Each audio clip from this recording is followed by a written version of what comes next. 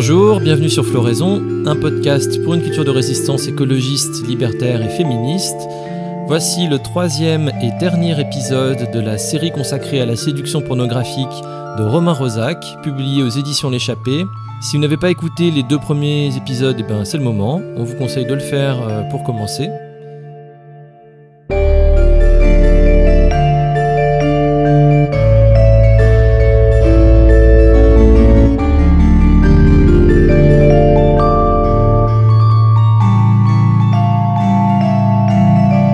Jusqu'ici, nous avons parlé des conflits dans les discours sur la pornographie, de la consommation de la marchandise pornographique, de son évolution. Et dans ce 3e dernier épisode, nous allons voir quels apports on peut trouver dans les concepts de Michel Clouscar pour analyser la pornographie aujourd'hui, ses effets, l'idéologie, le mode d'emploi qu'elle diffuse, et puis proposer une définition du concept de pornographie contemporaine au sein du mode de production capitaliste. Bonne écoute.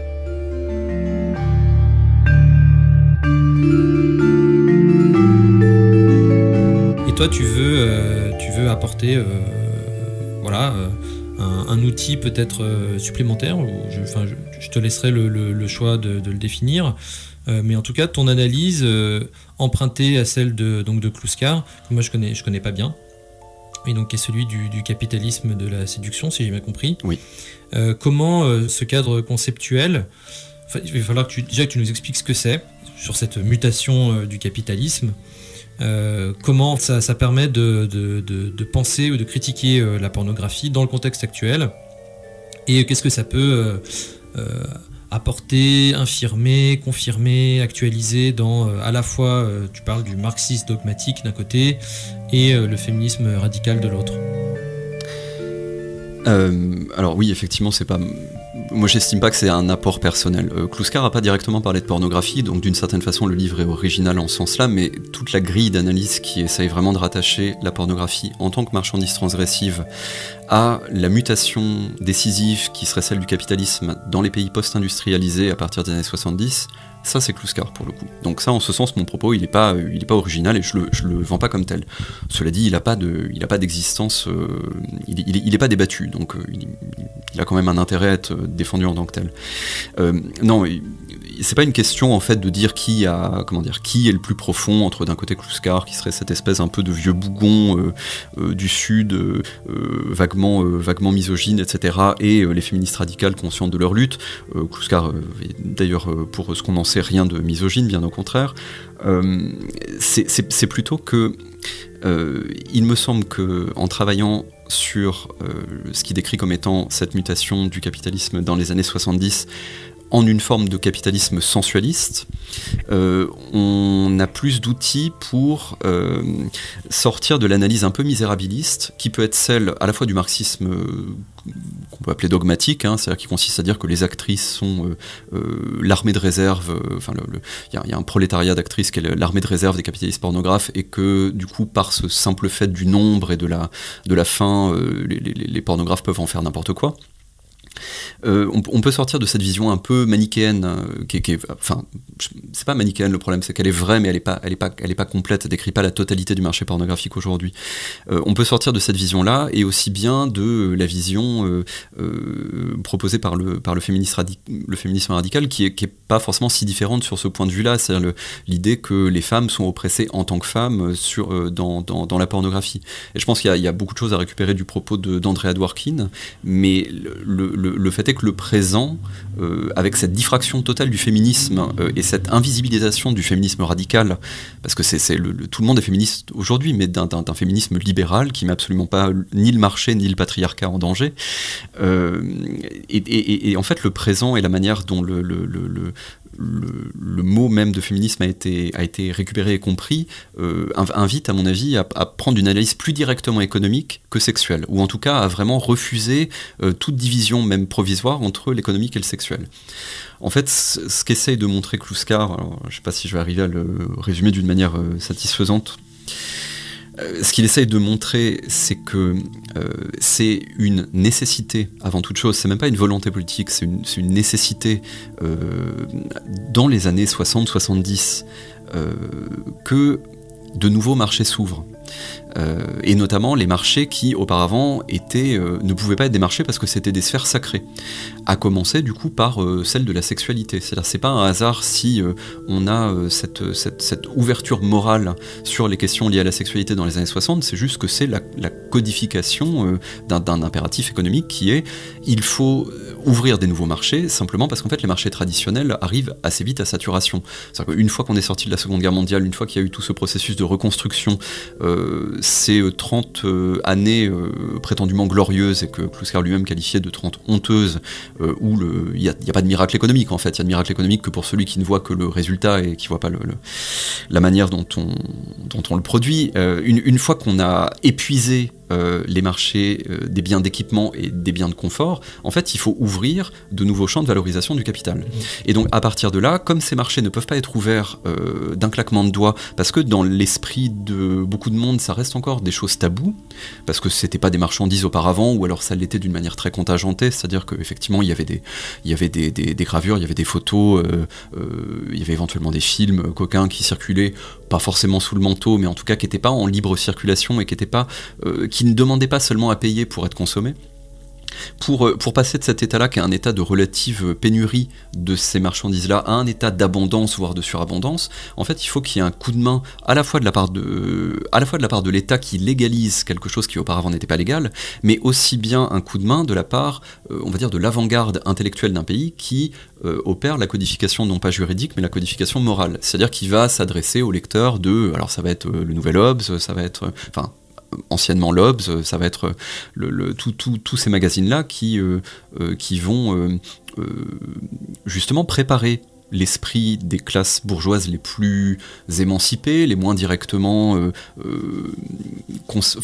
encore concernées par les discours traditionnalistes sur la nécessité de l'effort, de l'épargne, de la sueur, par opposition à la frivolité, la jouissance mondaine, etc. Il faut préparer ces nouvelles têtes à recevoir ces nouvelles marchandises. Et quand tu dis préparer, c'est presque léger, quoi. J'aimerais te demander si on voit le capitalisme comme un processus constant de dépossession de nouvelles sphères. Pour coloniser, il faut déposséder. Et cette nouvelle sphère dont tu parles, dont la pornographie fait partie, c'est quoi ? Parce qu'il y a quelque chose qui a forcément été dépossédé là pour que la marchandise vienne le remplacer. Oui, alors pour le coup c'est vraiment une bonne question. N'ayant pas moi-même vécu dans les années 60, j'ai du mal à savoir dans quelle mesure on n'a pas idéalisé l'espèce d'enthousiasme sexuel qui pouvait être celui de ces années-là. Je peux pas savoir, je suis obligé de me fier à des témoignages qui sont d'ailleurs relativement contradictoires pour essayer de me faire une image de ce que c'est que ces années-là et de ce que c'est que le degré de liberté sexuelle qu'on pouvait avoir dans ces années-là.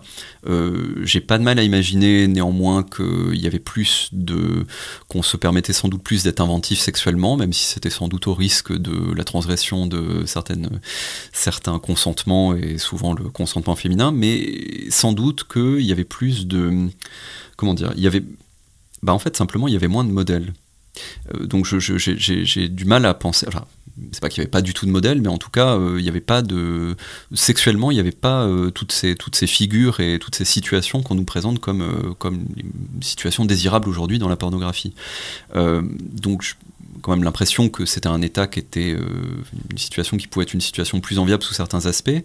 Et je suis pas certain qu'il y ait eu des possessions pour le coup avant de... C'est-à-dire que j'ai l'impression que la manière dont ça a été vendu, et notamment quand on voit la manière dont c'est reçu les premières années de libéralisation du cinéma pornographique dans les cinémas traditionnels, dans les années 70, enfin en 74, c'est pas reçu, pour ce que j'en comprends, c'est pas reçu comme une marchandise sidérante. C'est juste un nouvel... c'est vendu comme la représentation et peut-être une représentation qui permet de pousser un cran plus loin de quelque chose qu'on peut nous-mêmes expérimenter dans la vie quotidienne. Simplement avec une diffraction des scénarios, une diffraction des partenaires possibles, une touche d'exotisme qui peut être apportée très facilement parce que c'est le cinéma, etc. Mais si vous voulez, j'ai plus l'impression que la dépossession, elle se fait plus sur le tard, c'est-à-dire quand elle n'est pas directement liée à l'essor de la pornographie arrive d'abord en plus, comme quelque chose qui vient soutenir l'imaginaire et petit à petit le coloniser, mais elle joue vraiment le rôle d'une béquille d'autant plus importante quand on n'a plus que la pornographie comme source de satisfaction facile et gratuite aujourd'hui. Et je pense qu'à partir du... En fait, le soutien de l'État et des capitalistes de la pornographie à cet essor-là se comprend d'autant mieux quand toutes les autres sources de satisfaction sont coupées, notamment à partir de ce qu'on a appelé, alors sans doute en partie à tort, hein, le tournant de la rigueur à partir des années 80. C'est-à-dire que plus on perd de choses, que ce soit d'acquis sociaux, de niveau de vie, etc., plus l'attachement à ces images qu'on a appris à consommer comme des biens, somme toute très ordinaires, l'attachement à ces images est fort et même irrationnel. Et me semble-t-il, la dépossession, en fait, elle a eu lieu dans un second temps. C'est-à-dire qu'aujourd'hui, effectivement, ça me semble très très compliqué pour chacun, s'il veut faire œuvre d'introspection, de faire le tri entre des fantasmes qui seraient vraiment des fantasmes relevant de sa singularité et des fantasmes qui seraient soufflés pas seulement par l'industrie pornographique d'ailleurs, mais par toutes les formes de représentation des activités humaines qui font signe, de plus ou moins loin, vers la pornographie.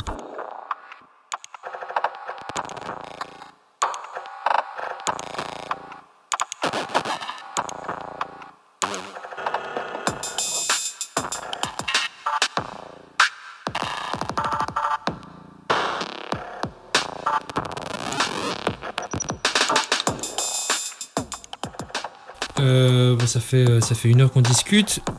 Après ces réflexions, quelle définition on peut donner de la pornographie ?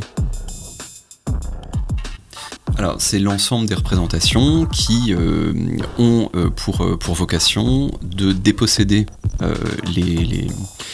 leurs consommateurs de toute forme d'intériorité et de désir propre pour les faire désirer selon les besoins du capital.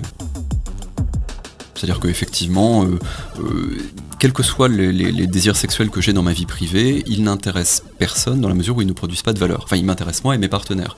Je peux avoir le désir de faire l'amour à 15, voilà, mais tant que ça passe pas par la médiatisation du marchandise, ça ne sert à rien d'un point de vue capitaliste.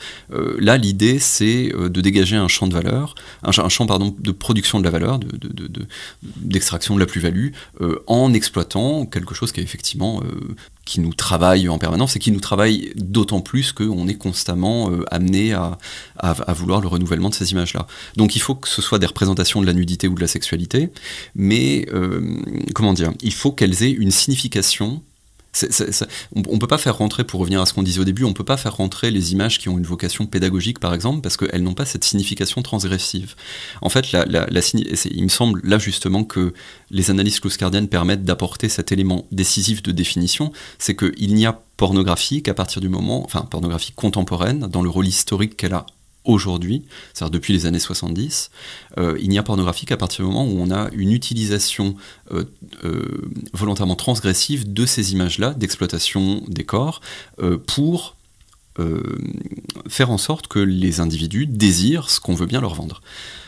Et à ce moment-là, effectivement, il y a certaines images de nudité qui ne vont pas rentrer dans cette catégorie-là, mais il y a certaines images qui ne sont pas directement des images de nudité, qui, en faisant signe vers cette transgression-là, par exemple, ça va être des femmes lascives dans des publicités complètement traditionnelles, mais où on verra pas un bout de téton, on verra rien, mais simplement en faisant signe vers cette espèce de culture de la transgression étendue, elle participe de la pornographie.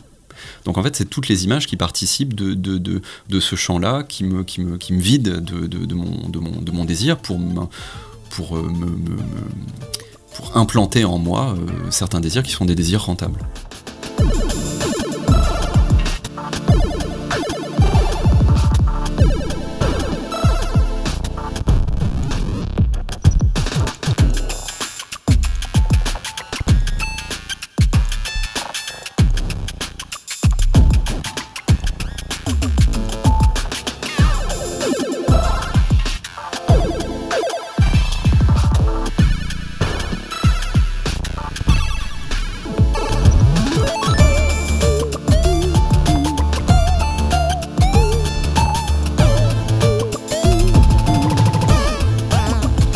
c'était une forme de colonisation avec les deux pieds bien posés dans la misogynie.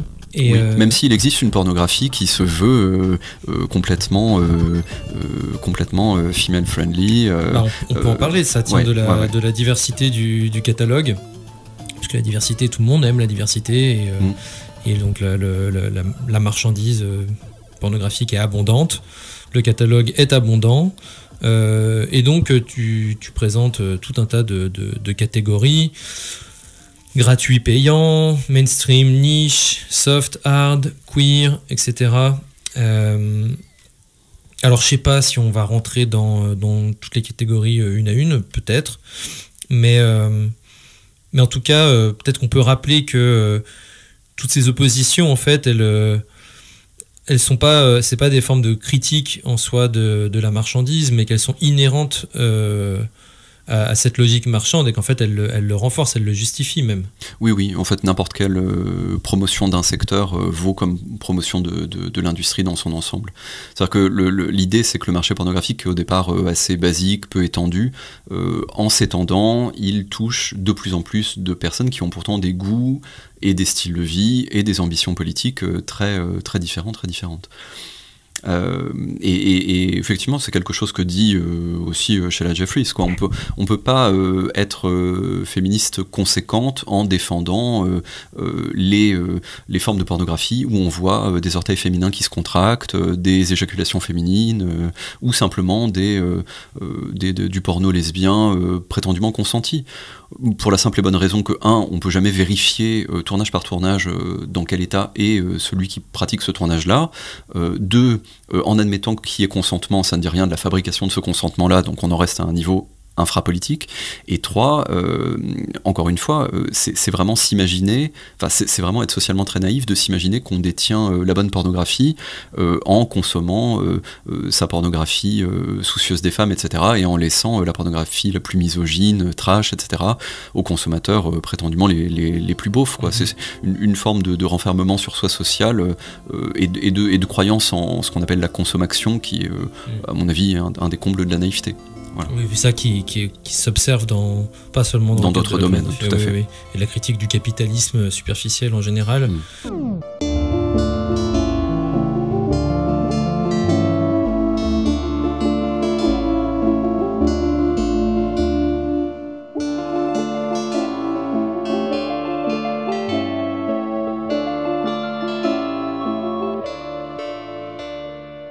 Qu'est-ce qu'on peut dire de ces effets de ce que tu appelles l'idéologie de la jouissance? Quels sont ces effets psychologiques sur les individus? Le fait de parler d'effets de cette idéologie de la jouissance et pas uniquement des effets de la pornographie, c'était une manière pour moi dans le bouquin de déplacer un petit peu le débat. Parce que, comment dire, j'ai l'impression que dans la manière dont les féministes radicales ont traité la question en parlant des effets psychiques de la pornographie, il y avait beaucoup de choses vraies, mais il y avait souvent une conception un peu mécanique du rapport à l'image, qui n'est pas aussi ridicule que la manière dont Ruvén-Augien l'a présenté dans Penser la pornographie, mais qui souvent était trop mécanique et, comment dire, faisait l'impasse sur certains apports philosophiques un peu incontournables qui consistaient à mieux décrire que justement notre rapport aux images n'est pas mécanique, mais qui dépend par exemple de la disposition dans laquelle on est quand on consomme des images. Bon, par exemple, on ne consomme pas une fiction dans le même état d'esprit qu'on regarde un journal télé, etc. Bon, voilà. C'est-à-dire que quand tu parles de mécanique, en gros, c'est on voit quelque chose et on le reproduit immédiatement. Oui, voilà.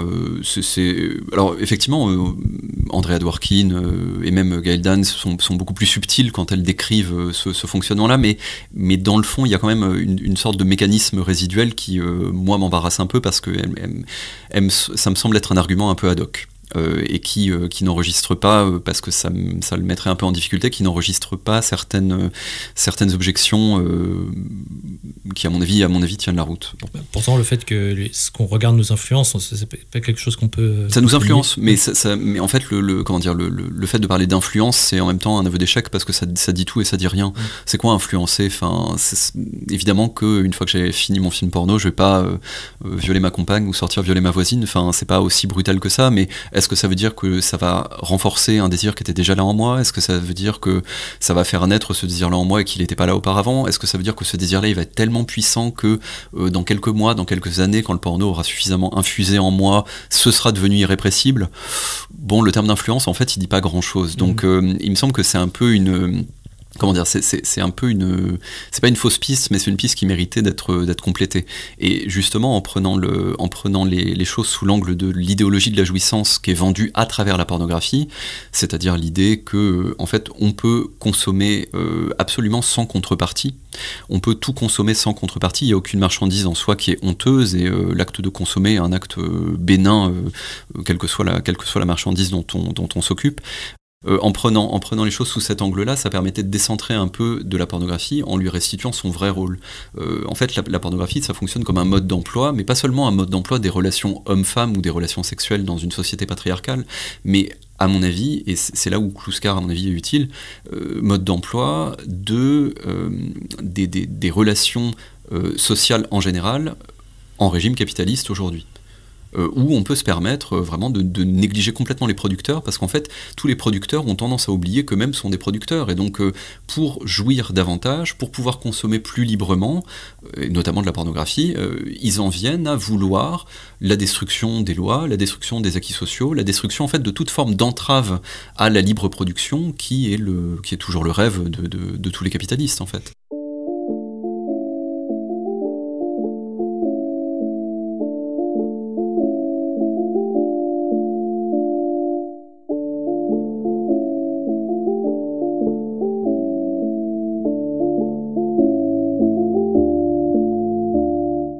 Donc tu parles de deux pôles qui mènent l'un à la destruction de soi et l'un à la destruction des autres. Oui, pôle névrotique et pôle paranoïaque. Bah, c'est les... Alors, je suis pas du tout expert en psychanalyse, hein, c'est on va dire la vulgate freudienne, mais qui à mon avis est opératoire sur ce point. C'est en fait, qu'est-ce qu'on fait, comment on réagit quand on a compris. Parce qu'après tout, on peut aussi ne jamais comprendre. Hein. Si on a vraiment été conditionné à un tel point que il n'y a aucune image pornographique qui ne suscite le moindre doute en nous, au point où on se dirait toujours que c'est vraiment toujours un univers merveilleux, où les actrices sont heureuses d'être là, et où tout le monde se branche harmonieusement sur la jouissance de tout le monde. Bon, peut-être qu'il y a des gens pour qui le voile ne se déchire jamais, mais si un jour, en consommant une image un peu problématique, je suis... dérangé dans mes conceptions du monde, enfin dans ma conception du monde selon laquelle justement tout n'est qu'harmonie, tout n'est que jouissance, etc.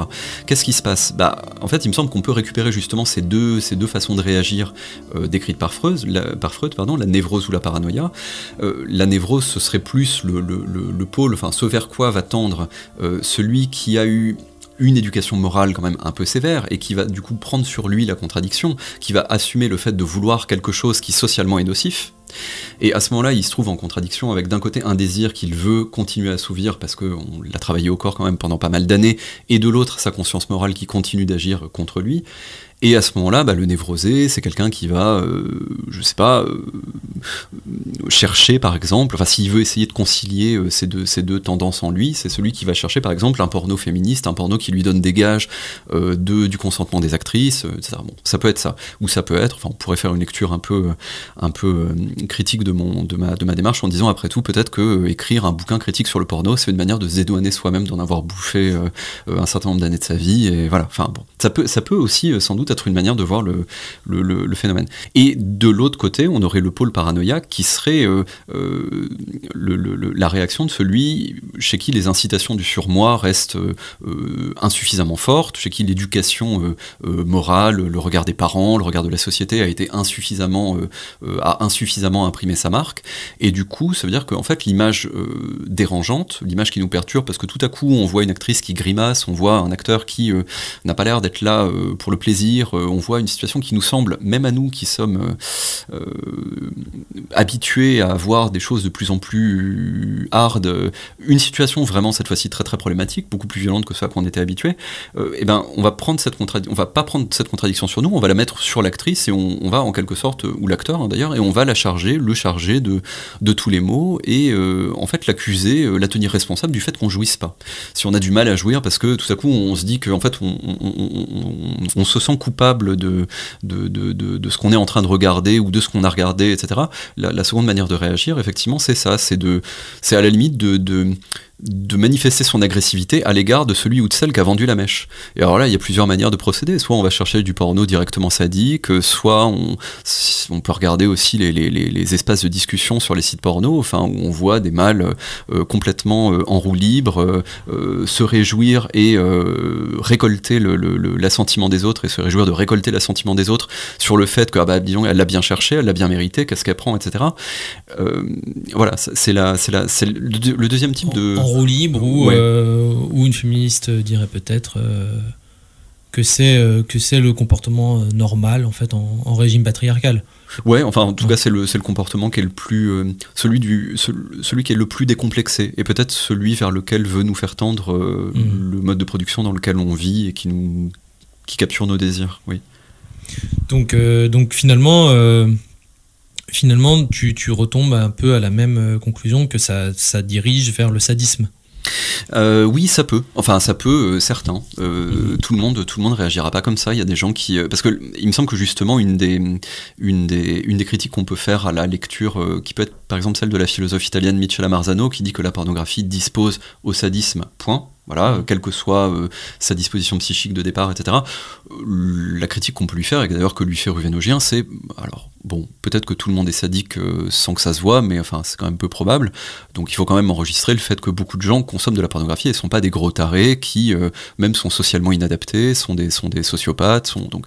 Bon, il faut sans doute affiner ça, et il me semble qu'une des manières de l'affiner, c'est pas de dire que la pornographie ne conduit pas au sadisme, c'est de dire que ça y conduit en fonction de la disposition psychique qu'est la nôtre, en fait, notamment par le biais de notre éducation parentale, sociale, institutionnelle, avant d'en consommer, ou pendant qu'on en consomme. Ça peut faire des vrais névrosés, aussi bien que ça peut faire des vrais sadiques, avec à chaque fois plusieurs degrés, en fait, dans la névrose ou dans le sadisme. Ce qui fait en fait une échelle de comportement très très vaste, et qui fait que empiriquement on peut être tenté de conclure comme Ruvennogien que la pornographie ne pose pas de problème, parce qu'effectivement beaucoup de gens en restent au stade où s'ils sont sadiques, ils sont sadiques de manière qui ne soit pas socialement trop problématique. C'est-à-dire dans le quotidien, en fait, personne ne s'en rendra compte. C'est juste qu'ils vont consommer des films qui sont qui présupposent des viols, des violences, des meurtres éventuellement. Enfin voilà. Mais dans leur quotidien, ils passeront pour tout à fait normaux. Et de même qu'il y a beaucoup de gens qui sont très très névrosés par leur consommation pornographique, mais en fait à un stade qui ne sera pas forcément visible de l'extérieur, pas au point en tout cas de les rendre plus névrosés que n'importe qui. Voilà, mais là tu parles de l'extérieur. Est-ce que la chambre à coucher rentre dans l'extérieur, rentre dans cette critique? Parce que oui, bien sûr, ça a forcément un effet sur la chambre à coucher, mais après, je trouve que c'est beaucoup plus difficile d'en parler, parce que les enquêtes, on va dire une enquête honnête sur le sujet est toujours un peu difficile à conduire. Ou alors c'est aux femmes qu'il faut demander au premier lieu, mais là pour le coup je crois que les féministes radicales le font très bien, et qu'elles décrivent très bien les effets qu'ont la consommation pornographique de leurs partenaires sur les fantasmes qu'ils formulent vis-à-vis d'elles, et sur la manière dont elles-mêmes se sentent parfois obligées de les assouvir. Ouais.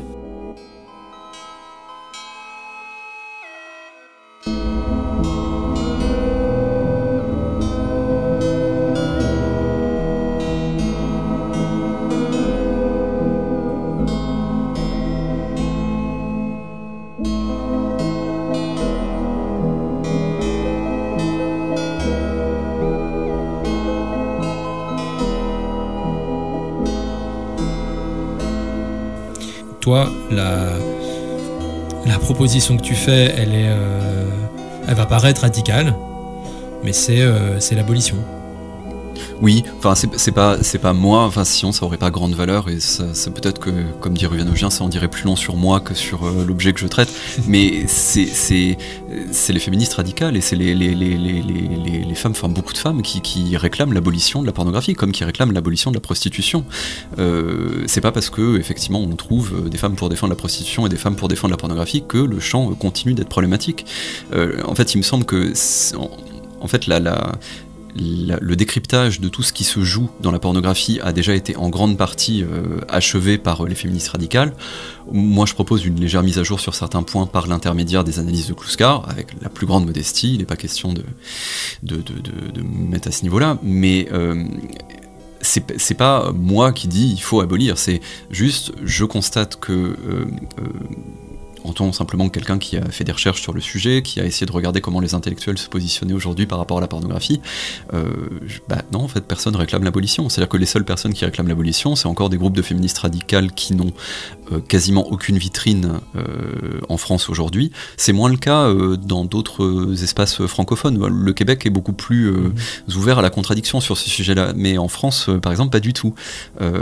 Au contraire, en fait, les intellectuels qui se saisissent du sujet, alors que ce soit Sam Boursier, que ce soit Florian Voros, que ce soit Mathieu Trachman, que ce soit Anis Toralamar, que ce soit tous les gens qui peuvent être mentionnés dans le livre, ou même des journalistes, hein, pas forcément des intellectuels au sens professeur d'université.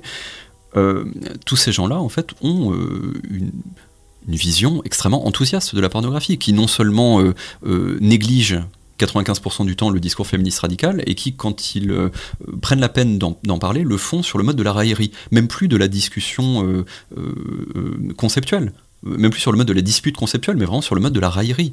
En fait, le vocabulaire qui est celui utilisé par ces intellectuels-là, pour parler des féministes radicales, c'est un vocabulaire psychologique et moral. Quand Sam Boursier parle des féministes radicales, elle parle de leur arrogance. Mais c'est pas de l'arrogance que de prétendre dire ce qui se passe pour les femmes en tant que groupe social dans la pornographie. Ça ne l'est que si on adopte une perspective exclusivement psychologisante et individualiste sur la société et le psychisme de ses membres. Voilà. Donc, effectivement, oui, là, c'est moi en mon nom qui pose cette thèse abolitionniste, mais elle ne peut avoir de valeur que parce que c'est pas moi qui y a derrière. Voilà. Ça rend n'importe qui va dans ces directions allié, plus ou moins allié d'autres groupes encombrants, comme il me semble comme tu les appelles. Oui.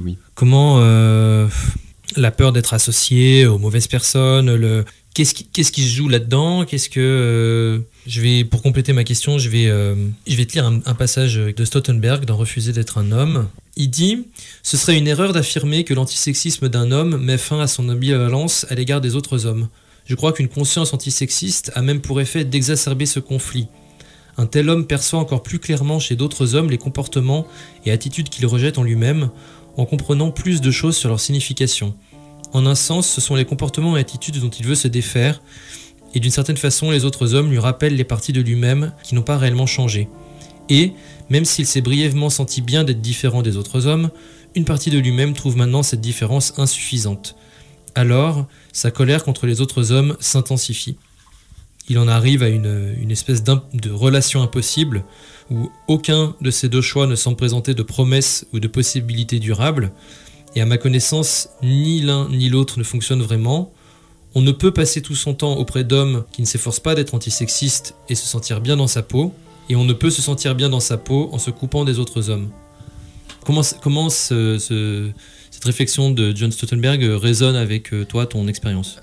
Oui, le texte est très intéressant, je le connaissais pas, comme je te l'avais dit au début de l'entretien. Il y a effectivement un pont à faire avec ce que je disais très très modestement à la fin du bouquin, mais que c'est pas tellement un vécu personnel, c'est plus qu'est-ce qui se passe à partir du moment où n'importe qui, homme ou femme hein, d'ailleurs, aujourd'hui, alors je parle pas dans toutes les classes sociales et dans tous les milieux, parce qu'il y a des milieux dans lesquels ça va encore être très normal de critiquer la pornographie. Bon, voilà, si on appartient encore à une bourgeoisie très tradie, qu'on a eu une éducation religieuse marquée, bon, ça c'est très tout à fait normal.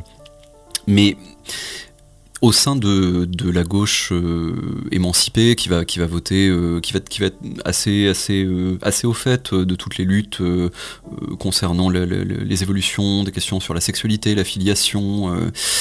C'est effectivement c'est pas très évident de défendre cette position-là. Alors bon. Moi, individuellement, je m'en fous parce que de ce point de vue-là, j'ai la chance de pas être professeur d'université, donc j'ai pas d'adversité réelle. Enfin, personne me connaît, et c'est très bien. C'est pas un risque de défendre cette position-là publiquement. Je l'assume complètement, mais c'est pas un risque. Hein.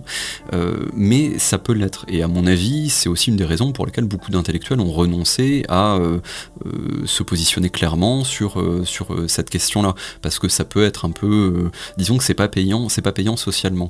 Parce que ce champ de réflexion, il est quand même saturé à la fois par des discours traditionnalistes qui sont assez insupportables, où effectivement c'est des vieux bougons qui prétendent dire à des femmes comment elles doivent s'habiller, comment elles doivent penser, ce qu'elles doivent faire, ce qu'elles doivent pas faire, etc.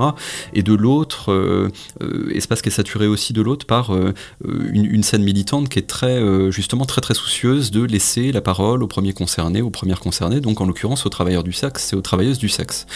Et évidemment, beaucoup de travailleurs du sexe, de travailleuses du sexe ne demandent pas l'abolition, au contraire, ils demandent l'encadrement légal, ils demandent la protection par rapport à toutes les pratiques de proxénétisme, qui se fassent sous la violence explicite ou non, mais ils demandent pas l'abolition, et du coup leur réaction, assez légitime au premier abord, c'est mais qui c'est ce mec qui parle, d'où il parle, pourquoi il veut l'abolition, enfin chacun voit midi à sa porte. Mais évidemment, il n'est pas question du tout de mépriser qui que ce soit, de nier le vécu contradictoire qui peut être celui d'un tournage. Hein. Je ne suis pas en train de dire que les témoignages qui sont rapportés par Mathieu Trachman, par le journaliste Robin D'Angelo, etc., qui sont des témoignages très contradictoires eux-mêmes. Je suis pas en train de dire qu'ils sont montés, qu'ils sont des témoignages de mythomanes, mais là encore, j'en fais pas la clé j'en fais pas la conclusion de l'enquête. C'est un élément de l'enquête, et c'est pas parce que ponctuellement, provisoirement, pour certains, ça peut être des activités qui sont effectivement rémunératrices, que ce soit économiquement ou même symboliquement, que c'est quelque chose qui, pour l'ensemble d'une société, est souhaitable. Ce qui ne veut pas dire qu'on stigmatise les prostituées et les travailleurs du sexe, c'est simplement que c'est pas anodin de proposer le travail du sexe comme un travail, c'est-à-dire comme une proposition de carrière comme une autre. Ça a forcément une influence sur la manière dont on envisage soi-même son avenir, ses possibilités de vie, ce que c'est que la sexualité aussi, parce que ça interagit dans les deux sens avec la chambre à coucher. Et donc de ce point de vue-là, effectivement, pour revenir à ta première question, la plupart des partis de gauche font admirablement bien l'autruche sur la question. Soit ils en parlent pas, soit ils donnent dans l'enthousiasme général propre à la défense du travail du sexe et de la pornographie en particulier. Cette défense-là, ce serait plutôt du côté, on va dire, des partis d'extrême gauche, type NPA, etc. Et puis l'autruche, la politique de l'autruche, ce serait plutôt PS, LFI, quoi. Voilà.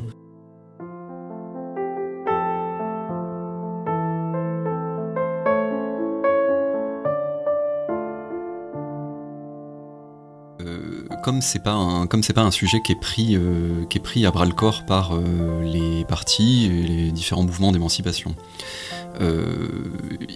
hormis justement les féministes radicales, ça peut, enfin comment dire, l'intérêt du bouquin, c'est que s'il marche, il est un outil tout petit dans l'ensemble des outils qui peuvent permettre à n'importe qui, ce que j'appelle le lecteur honnête,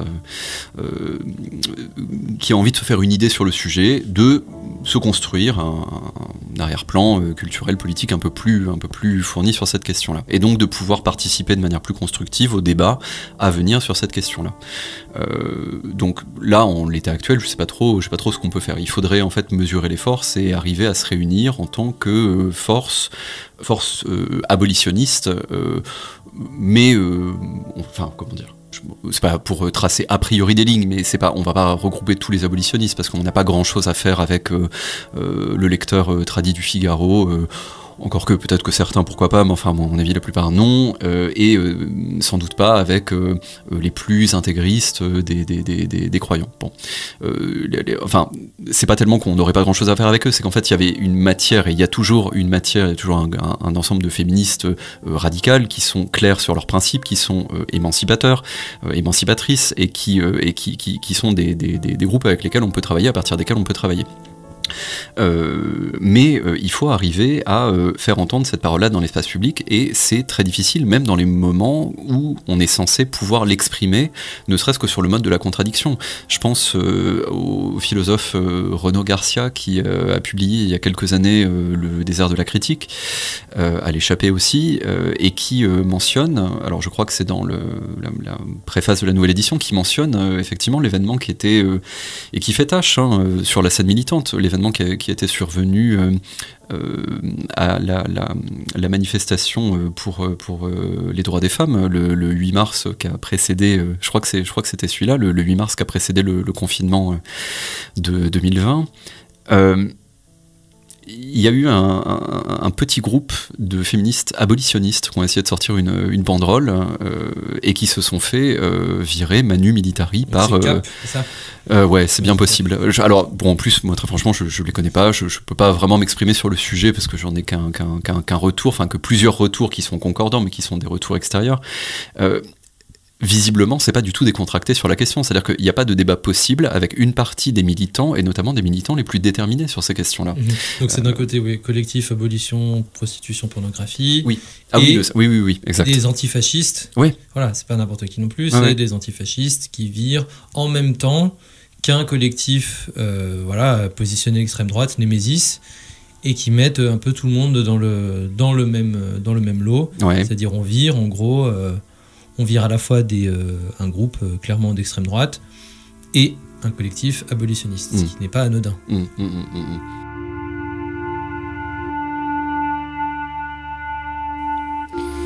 Alors, correction par rapport à ce qu'on vient de dire. En fait, Renaud Garcia, dans Le désert de la critique, dans sa nouvelle préface, fait référence aux événements du 8 mars 2021, donc une année plus tard, où cette fois, il y a des militantes abolitionnistes de la prostitution et de la pornographie qui sont place de la République, et des militants se réclamant de l'antifascisme, de la lutte contre l'islamophobie et contre la transphobie, qui les prennent à partie verbalement et physiquement, qui les insultent, et puis qui recouvrent ensuite la statue du slogan « Sauve un trans, bute une TERF ».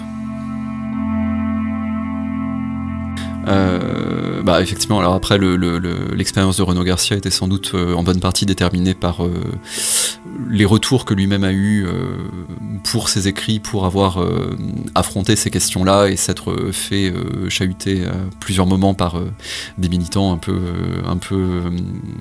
peu soucieux que certains sujets ne soient pas vraiment débattus. C'est pas des discussions qui sont simples à avoir, parce que la plupart notamment des militants assez jeunes, enfin qui sont dans mes âges, qui ont une trentaine d'années, ou un peu moins, sont très très sensibles sur ces questions-là de la liberté sexuelle, mais ils parlent la langue qui est, pour le dire comme Sheila Jeffries ou comme Michel Clouscar, c'est la langue du néolibéralisme, qui voit tout sur le mode du contrat, du marché, de la libre disposition de sa volonté, qui serait une espèce d'entité abstraite, métaphysique, non touchée par des influenceurs extérieurs.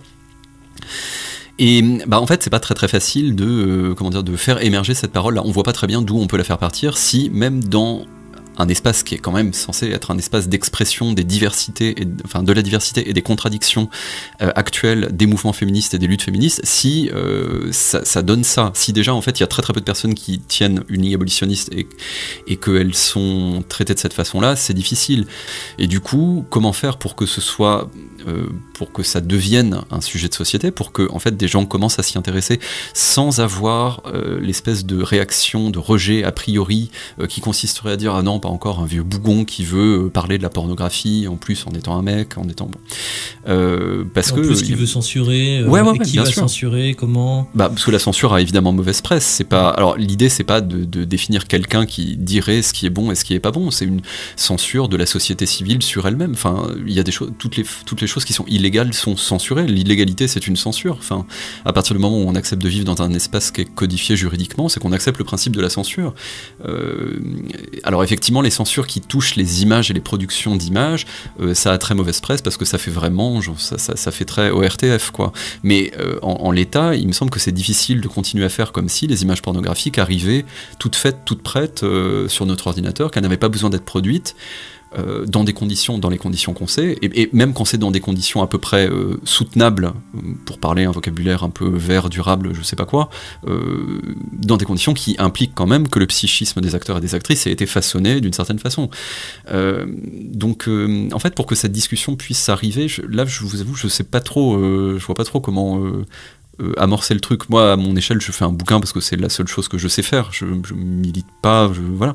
Mais hormis clarifier quelques problèmes, moi je sais pas trop. Et j'ai l'impression qu'effectivement, enfin, du point de vue d'un parti, notamment d'un parti de gauche, on peut penser, je sais pas, à France Insoumise, à mon avis, ce serait vraiment se tirer une balle dans le pied que d'aborder ces partis-là, d'aborder cette thématique-là, par exemple. Parce qu'ils se priveraient d'une bonne partie de leur électorat potentiel.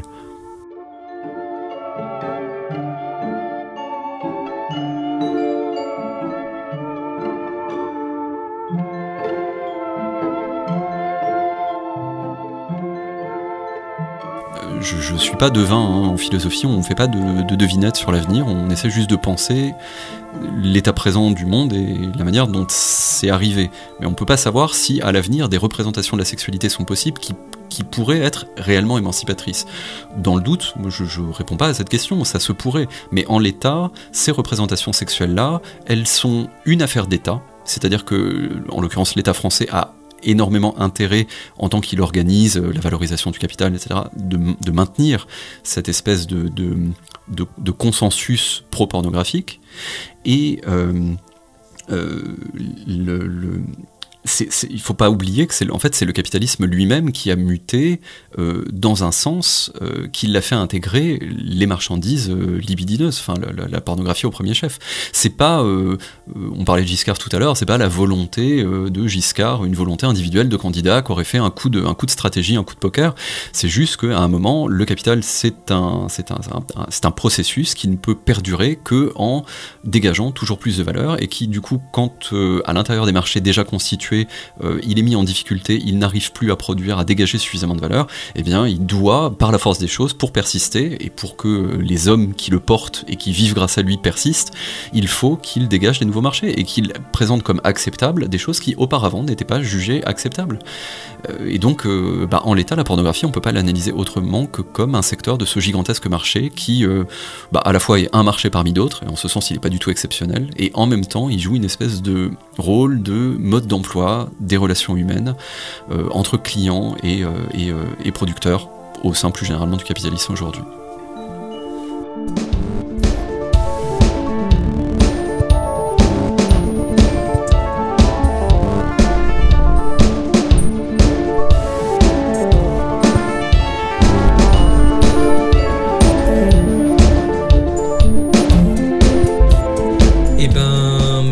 Merci d'avoir écouté jusqu'ici. Voilà, c'est la fin de cet entretien consacré à la séduction pornographique par Romain Rosac aux éditions L'Échappée. Merci Romain. Merci Lorenzo. On espère que ces 3 épisodes vous auront plu et permettront d'enrichir nos débats. Partagez-le si c'est le cas.